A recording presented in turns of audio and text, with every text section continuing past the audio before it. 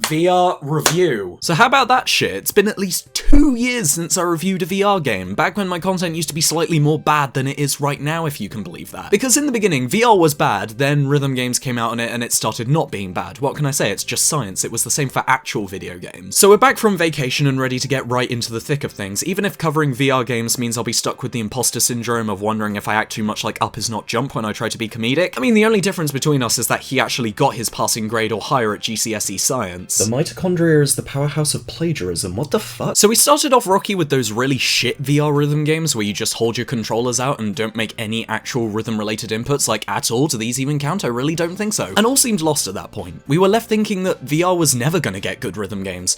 But wait, the clouds are parting. All worldwide conflict has been resolved. We finally achieved fully automated luxury gay space communism because we have laser swords now! So Beat Saber came out in early access last year and without a doubt took the world by storm with a delightfully simple rhythm game concept of beating the shit out of cubes. Trust me, alright, I've been doing form studies for the past month because I want to be an artist and cubes are the real hellspawn in our society. It feels so good to play Beat Saber. Anyone can pick it up and understand it, but at the same time it can really determine the men from the boys with spindly twink arms moving at high velocity. There are really only two worthy types of beings in the world of virtual reality: high-skilled Beat Saber players and professional comedian Leslie Jones. Leslie, you may be qualified by the Facebook lizards, but this is a family show. No, stop! Then cut to this year where Harmonix, the rock band dev, kinda downed its martini, uncrossed its legs and was like, heh, baka, my communism is much more luxurious and gay because I have guns in mine! So you just gonna bring me a birthday gift on my birthday to my birthday party on my birthday with a birthday gift? Happy birthday?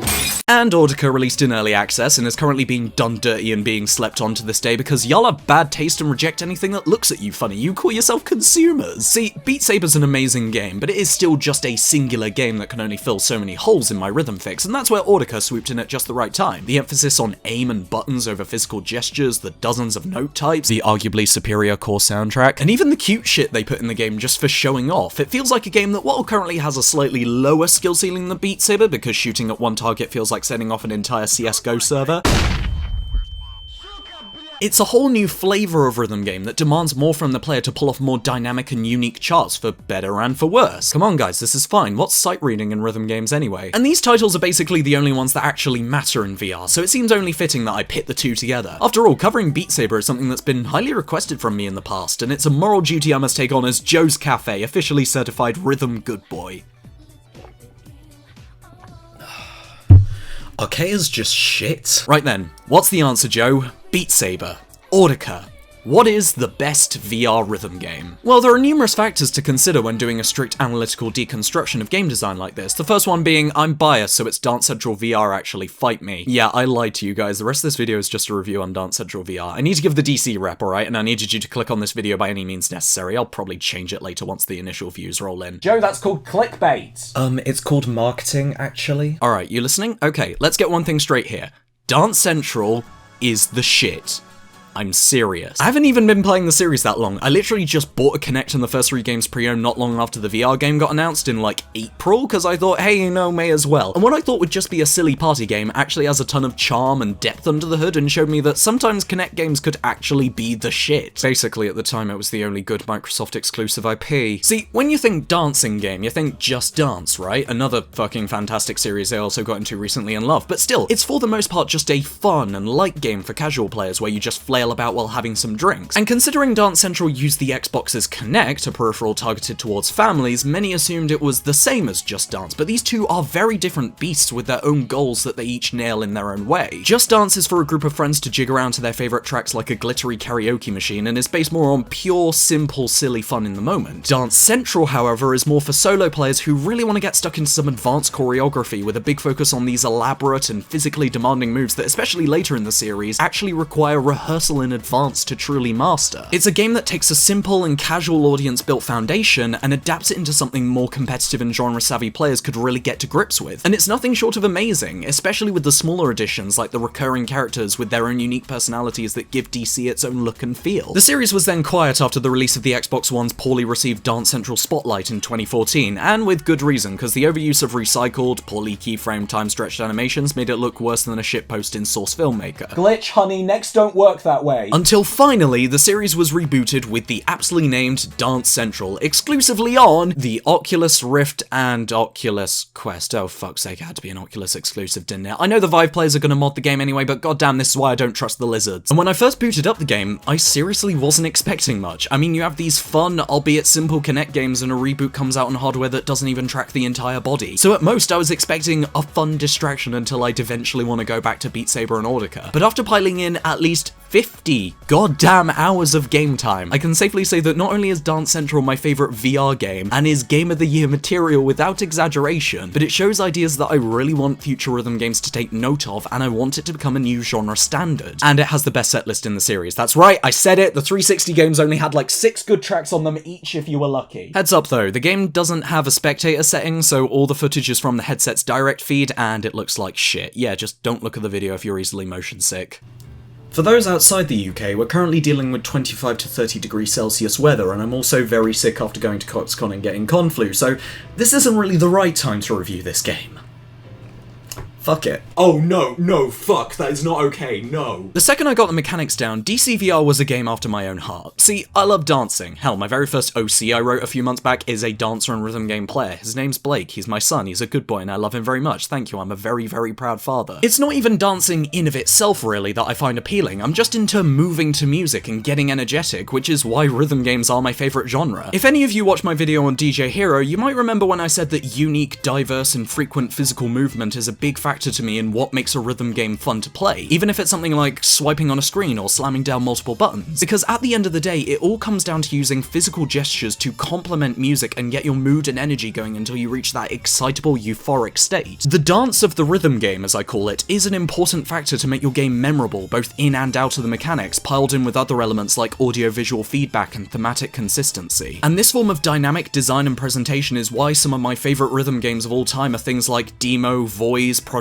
Diva, and Dance Central. I should also mention that despite being a sheltered country boy who's only ever been a grand total of once, I fucking love clubbing. The lights, the sounds, the fact that everyone's so drunk they won't notice you looking dumb. The one time I went to a club was basically the most fun night I've had in my entire life, so you get why I was so excited going through the game's tutorial. DCVR ditches the original DC format where you go through a song list and then get taken to a game instance where you play out the routine, and instead drops you into an explorable club environment with your own avatar, who seems to reside in a dressing room belonging to the cast of The Worst Part of JoJo. It's here that you get introduced to the crew consisting of Amelia, Mo, Miss Aubrey, and Oblio from the original DC games, and newcomer Hart, who welcome you with open arms despite rumours going around that someone's bought the club and plans on shutting it down. Using your phone, you can pick songs, travel to different areas, call characters over, and even receive dialogue where they open up to you about what's going on in their life. This is a rhythm game, a club simulator, and it has relationship sim elements in it, and I feel it's something that needs emphasis because it's such a selling point, but I feel like everyone who's covered the game already has been very low-key about it and just looking at the mechanics. Being completely built from the ground up for VR, the team took basically every measure they thought up to make the game more immersive than its console counterparts. I was literally just expecting a Dance Central like the 360 games, but in virtual reality, but it does so much more than that. After a single loading screen, area transitions within the club are seamless, and booting up a chart is as simple as pulling out your phone, poking the track you want with your finger, and it'll just start and stop whenever you feel like it. As you play through the routines, you get tunes blaring in your ear with really well done surround sound as you're covered by a crowd cheering at you, and your friend opposite looking completely ecstatic as you dance without a care in the world. And when you get a combo going, the lights dim and get moody, the crowd gets more excited as you start leaving fiery trails from your hands, all before you strike that finishing pose. After that, you get direct words of praise from your new pal, and the DJ moves on to something else while you chill out for a little bit. DCVR's presentation alone is phenomenal and sets the tone. Being on a platform meant more for solo players out to see new worlds rather than a toy for the party, the game shows off a well put together and down-to-earth setting that's bursting with charm and rarely ever breaks the immersion, especially with the new art style that gives everything that extra pop with brighter colours, dramatic lighting, more expressive faces, and more diverse character designs and proportions. I don't care what anyone says about Miss Aubrey, this is a glow up and a half and you can't change my mind. And the new friends you make during the game are a joy to be around, even when things aren't all roses. The more you dance with the character, the more their respect for you levels up, and they start sending you texts and voicemails you can reply to learn more about them. You even unlock hidden dialogue from one character as you start befriending another that really makes the group feel alive, like they're up to other things and talking amongst themselves when you're not hanging out with them. I even received a text once from a character asking where I was because it had been a week since I last booted up the game, and I love little things like that. Obviously it has its flaws. The general plot is minimal, some characters aren't written as well as others, being more focused on their pay problems and or daddy issues over their relationship with you, and the game's ending kinda sucks and gives you the worst post-game unlock ever seen in a video game, but everything in between that is still great, and it's a game that I cannot stress enough really encourages playing at your own pace and hanging with the characters you choose rather than just going through a checklist for the sake of completion. Especially because maxing out a character is far from the end, and you still have plenty of text and voicemails queued up afterwards to keep your experience alive. Hell, once you've introduced yourself to everyone, you can basically ignore every line of dialogue in the game and treat DCVR as a no-nonsense rhythm game to hop in and out of just to play songs and nothing else, because all the unlocks are cosmetic and you get the entire setlist from the get-go, so the inclusion of story events doesn't feel like it's intruding on the core rhythm game, but it's still implemented elegantly to feel investing regardless. It becomes a very cozy and pure game that has that warm feeling playing through and gives legitimate grounded depth to characters that originally debuted in the series as these quirky, campy stereotypes that spouted one-liners. Mo was a character I had basically zero interest with in the original games because there wasn't really anything about him that stood out, but then I started DCVR and he's easily become one of my favourite characters in the series next to Glitch and Miss Aubrey. Yeah, I don't get why I'm supposed to find him appealing, he's just a cocky fuckboy.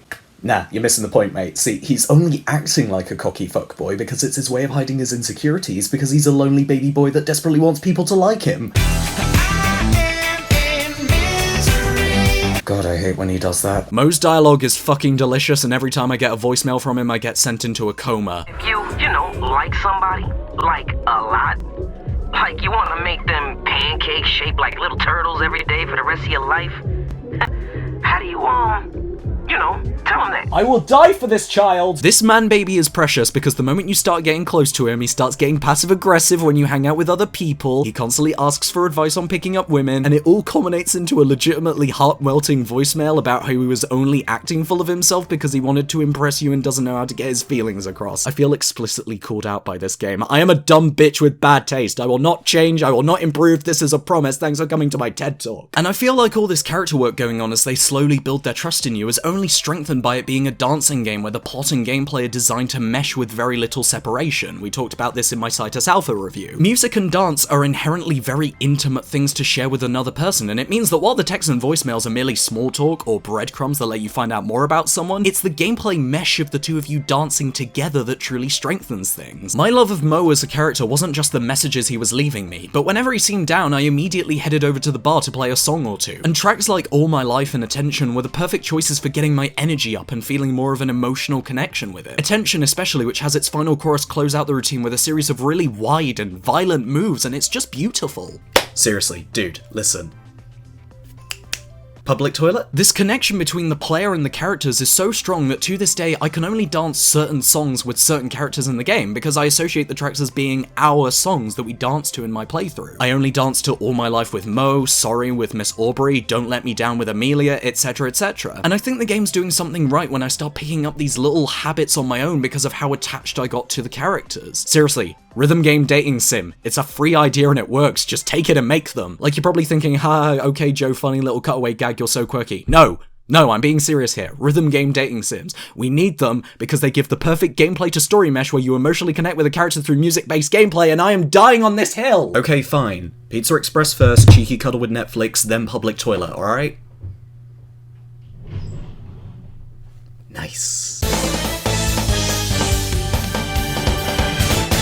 But let's say you're a miserable human being that isn't sold by a game being charming and just want to know if the gameplay's good, and considering dancing games look pretty tricky to fuck up at base fundamentals, Dance Central VR is ticking all the boxes and then some. As expected, it's the whole literal song and dance of copying your friend in front and using the flashcards to their right to plan ahead, followed by a judgment you're given after every move that racks up your score. It's unchanged from the Kinect games, but things start to get interesting when you consider the platform change. Because apparently DC fans can't be convinced to buy this game by the fact alone that it lets you be besties with Oblio, and DCVR's announcement was met with a fair bit of disappointment thanks to the change in controls and tracking. To be fair, I guess I must have overestimated everyone's thirst for Oblio. The Xbox games were really well known for using the Kinect, so understandably people are gonna question the mechanical consistency of your dancing game when you start tracking the entire body, and then presumably downgrade because you're only tracking the head and the hands. That and the same tired old non-criticisms of VR that should have died out when we had a few years to get used to the damn thing, like it being hard to move in or how it hinders your spatial awareness, ignoring that not only is a virtual environment of similar size grafted onto your room, giving you the spatial awareness you need, but room scale VR has virtual barrier systems that prevent you from running into shit, but I'm getting ahead of myself. On further inspection, I think we jumped the shark a ton, and not only did the team pull off what they could to keep the game's core despite the platform change, but I think gameplay-wise, this is the best Dance Central game, and shows that when it comes to VR, we are way past the weird astronaut walk we did when we were playing Job Sim. Firstly, I'm not surprised people had this impression on account of the rather meh way Harmonix showed off the game. Suspicions arose when trailers were mostly showing the really simplistic sections of routines, and live streams had the game demonstrated in a somewhat half-hearted way when it came to mimicking said routines. Soft hand movements, not a lot of feet moving, and just generally rigid forms meant fans were very underwhelmed. Hallwood would be displeased, for shame. But when you try the game for yourself, it feels just as active as the previous games. It hardly compares to DC3, an entry that was infamous for being balls to the walls challenging with its choreo, but if I had to stack the game somewhere, it's a bit more challenging than the first one and plays a lot like the mid-tier routines in the second one. And even then, the new ways it handles tracking, scoring, and mechanics means it's just barely comparable and instead opts for challenge in its own unique way. Hand poses are a new mechanic where you earn bonus points by following the hand diagrams on flashcards, which sounds mundane at first, but I found to be a fun, charismatic, and non-intrusive way of adding extra depth to the routines, as it encouraged you to stare at the flashcard further for more detail, which can really risk throwing off your coordination. And just being able to view the dancer directly in front of me is an instant win because of how flawed the mirroring system was on a 2D screen. While copying the basics of a routine was fine in the Kinect games, one of the biggest issues they suffered from was just how disorienting it was to correctly align your body with the dancer in a 3D space, making it difficult to make out the finer details like where you're supposed to be positioning wise if a routine involves travelling around your room. This is because in the Xbox games, you're only shown so much of the surrounding map, and the camera frequently cuts to a new angle rather than remaining static, a little continuity trick that allows the developers to reposition the character model. This is especially apparent in a map with a lot of visual landmarks like Crow's Nest in DC3, where using the carpet as a reference, you can see your character rotate and teleport all over the place, which can really throw off where your body and feet are supposed to be positioned if the routine requires you to physically move somewhere. And this can drastically affect your flow when transitioning between moves because it just adds a lot of unnecessary processing on the brain. This issue is pretty much fixed in VR as you follow the dancer in the same plane and perspective you exist in, making it much easier to hone in on the more subtle areas of the routine. And with the more advanced tracking, this is vital to getting high up in the rankings. DCVR implements a new optional mechanic called Guide Orbs that allow you to see on the dancer where your hands are positioned respective to their movement, once again as a visual aid to ensure you're properly aligned, and they change colour depending on whether or not the hand movements are actually earning you any points. Personally, I prefer to have them off during normal play as it does hinder my concentration on the rest of the dancer's body, but training with these has been an invaluable tool to further understand how the game's scoring system works. Being nothing more than a camera with a rough idea of your body position, the 360 Kinect games judge performance more on posing in a 2D space, and whether or not you are making roughly the same kind of poses your dancer was making in those instances. It was a great system for full body tracking at the time, but with VR you have not only multiple sensors tracking you from different angles, but you're also holding two motion controllers, and all of these components distributing different and more detailed information allows DCVR to pick up on much more nuanced and small-scale ways of copying the dancer. Judgment in DCVR isn't just whether or not you can pull a similar pose or movement, but it even accounts for subtleties like timing, elevation, Z-axis depth of hand movements, and it means you can get punished for the slightest slip-ups if they're not a direct mimic of the dancer. One of the best routines in the game hands down is Sorry by Justin Bieber, not only because the routine is fun to play and how it complements both the quieter and more climactic sections of the song, but it was the first routine where I felt the need to really study it in more detail because I was losing points on what looked like the easiest moves in the world. Also, holy shit, when did Justin Bieber start making good music? The chorus follows a 2-move cycle where you punch signals in one direction and then move into a bull rush, swinging your arms back and forth before doing signals in the opposite direction. When I first played the routine in slow motion in the studio and looked closely at the guide orbs, I found I was actually being penalized for numerous small factors that I didn't realize the game was picking up on. When I punched my signals, the arm I punched with was fine, but I wasn't paying attention to the idle arm that I wasn't punching with and either had it raised too high or too low. And when I moved into the bull rush, I was actually swinging my arms wider and faster than the dancer. I was being much more aggressive than the routine had instructed, and noticing these changes encouraged me to take a much more relaxed approach where I focused on my form. I had countless other mess-ups in the routine that needed refining, like the lasso move near the end where I was moving my arm in too wide a motion and not high enough above my head, or when cleaning the threes and how when moving to the center, I centered my arms much too early. And returning to the dance floor with this new mindset made it all the more satisfying to pull off, and I felt like I had actually learned a dance move instead of just feeling like I was moving in a similar enough fashion just to earn points. It didn't feel like I was using memory and stamina to try and appease the camera staring at me, but rather I was using my hand-eye coordination and my form to truly master the form being shown to me. And I got 4th place on the worldwide leaderboard that day, so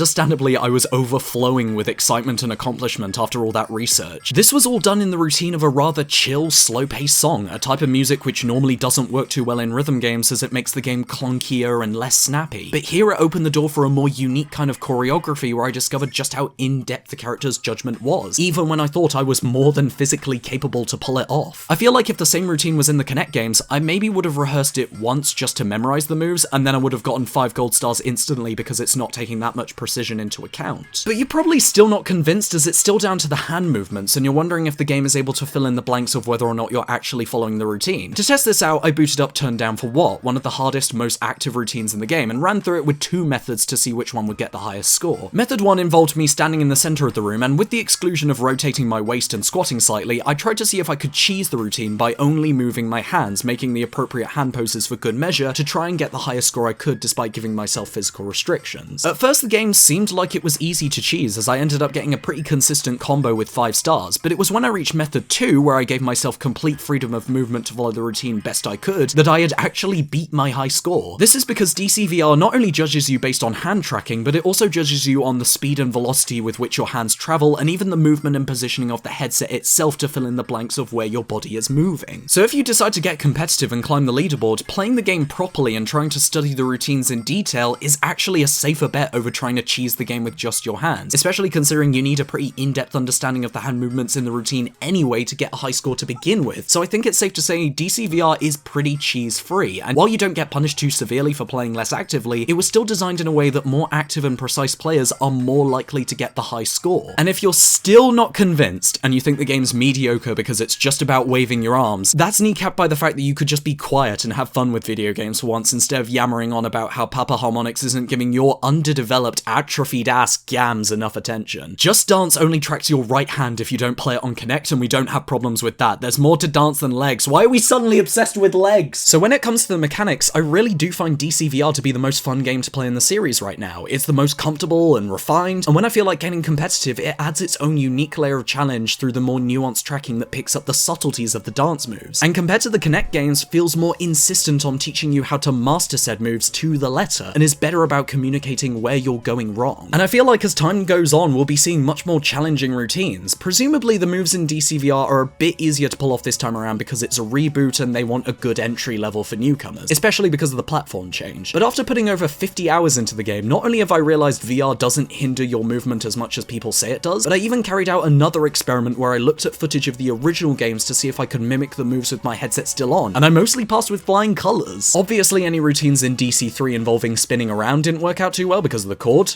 Ah shit! But I was able to do all my favorite DC1 routines just fine, and even some of the more challenging DC2 routines like Satellite, mostly because of their focus on wide arm movements and the occasional step side to side. And in case anyone was wondering, because I have played the game both on Rift and Quest, the large cord trailing out the Rift has not been an issue when playing, and I never tripped or caught anything on it. If anything, the Rift has been my preferred platform to play the game on. Cordless VR with the Quest is nice, but it doesn't give you that significant of an advantage, and it just doesn't beat playing the game on Rift with a gaming PC, so you get better tracking, better performance, better stability, a half-decent pair of built-in headphones, not having to deal with the inferior 2.0 touch controllers that feel way more brittle and flimsy, not having to deal with the Quest's weird Android Frankenstein of an operating system. Listen, the Oculus Quest is very mediocre right now, only buy it if PC VR is completely off the table for you. But here's the real question. Is VR the direction that I want Dance Central to head in from now on? After all, the series has a small but rather committed fanbase, and many of them just wanted a new mainline game on the Xbox One so they could use full body tracking on the Kinect like old times, because there really isn't that much of an alternative. But after looking not only at the love and care that went into DC VR, but at the entire series, I think the platform change was for the best and was the only way to make something the team would be truly happy with. The Kinect game I played the most is 3 because of its tougher routines, but it was when I revisited the very first Dance Central game that I realized just how much of its look and feel was reused in the design of the VR game. The opening cinematic is animated in 2D rather than using in-game character models, and DCVR's art style overhaul looks incredibly reminiscent of that, and there are small breadcrumbs in the voice lines of the first game that get reincorporated into DCVR's writing. Hello there, you've reached the private line of Miss Aubrey.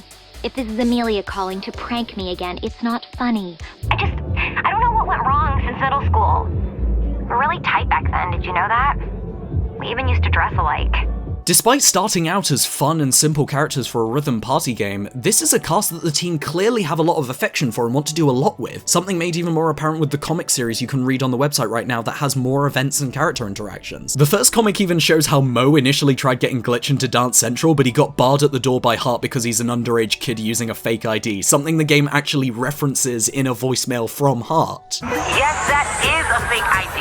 I'm not new here, and last I checked, Missouri had 1-0. The way I see it, as it serves as a reboot that uses the original game's title, DCVR isn't just the revival of a dormant series, it acts as another run-through to make the Dance Central the team always wanted to make. What I posit is that in the eyes of the team, DCVR is the true first entry of Dance Central. The original Connect trilogy is great, but I always felt like something was out of place about it, and I think it was the pushing and pulling between making the game they wanted and the game audiences wanted. You have this series that tries to build its own little universe with unique characters and settings, but it's being marketed on a peripheral meant for families and casual audiences that might not appreciate that kind of content. So they have to make the box arts more generic and focus on the set lists and all these top charting songs you can dance to, as well as ensuring a customer doesn't assume they need to have played a previous game to enjoy one of the sequels. When you're making a PC VR game, however, that restriction lifts. You can make the dancing game again, but this time you could add dialogue and character development and focus on making it a single player experience rather than something that needs to be broken out at parties. And I think after seeing this in practice, it makes me happy the series ended up the way it did, and I want to see it grow on this platform. DCVR was a controversial release because of a platform change many assumed would kneecap its core, but if anything, its core is flourishing because the change in audience and market perception was just what it needed for the team to make the game they finally wanted to make after all these years, and make the Dance Central they always dreamed of. And that's really damn interesting. I honestly think the only way this game can be improved is if they put Butterfly by Luna on here.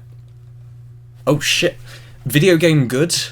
Dance Central VR, in my anecdotal opinion, is the best VR game I've played so far, rhythm or otherwise, and without exaggeration is a must-play that justifies buying the hardware. If you're looking into getting a PC VR headset, I highly recommend getting an Oculus so you can play it, but if you already own a different headset, I sincerely hope you consider modding the Oculus software so you can try and get this game running, because hardware exclusivity can suck a fat one, and I don't want anyone to miss out on this. The game even has online multiplayer, which I haven't tried yet because not enough people play this game to matchmake with, so of course I want a signal boost as much as I can. But why DCVR in particular and no other game? Obviously there are personal things going on here. Playing dancing games has been one of my best life choices in terms of discovering a new favourite pastime, finding a form of exercise to get in shape, and funnily enough, as an LGBT person, taking up a hobby commonly seen as flamboyant and feminine has done wonders on my self-confidence. You would have not seen me playing these games as a student when I was in the closet having image problems, so of course I hold this series close to me now. But even looking past all that, DCVR is the first VR game I've played where I can actually see mountains of potential that makes me want the evolution of virtual reality, rather than just being mildly interested in it. I still love Beat Saber and Audica, but they don't really rock the boat too much, so you can enjoy playing them, but things are a little too comfortable. You don't see where else the platform could go because it seems like it's fine as is. But with DCVR, there are numerous possibilities for software and hardware iterations that I want to see become a reality. I want to see a more expansive and fully explorable VR setting in the Dance Central universe. I want to see characters make a return with well-rounded relations and character arcs. Maybe MMO functionality for a more social and living nightclub, glove controllers for tracking empty hands, officially supported sensors for full body tracking. And like I said, I want this game to be a standard for traditional score-chasing rhythm games. Experiences that push the mechanical boundaries in complementing and being more immersed in music, rather than just being a derivative mechanical shell where the priorities are how hard it is, how many songs it has, and whether or not you can mod your faves in. Because DCVR's here with a full, complete game, and the post-launch support like the DLC songs just feels like a bonus rather than something it's relying on to stay relevant.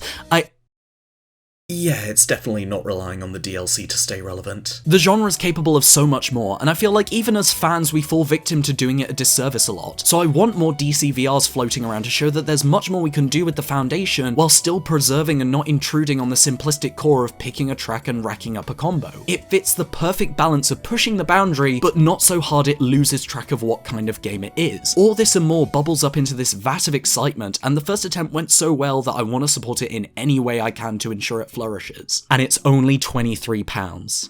It's £23, guys. The game, up front, since launch day, with a 32-track set list, its price has just been 23 goddamn British pounds. Fuck it, I don't care if you don't have a headset, just buy the game anyway, I'm sure you'll figure it out. I even brought my Quest to CoxCon just to show everyone the game, because the people must know! The future is now because I finally have my gay clubbing simulator!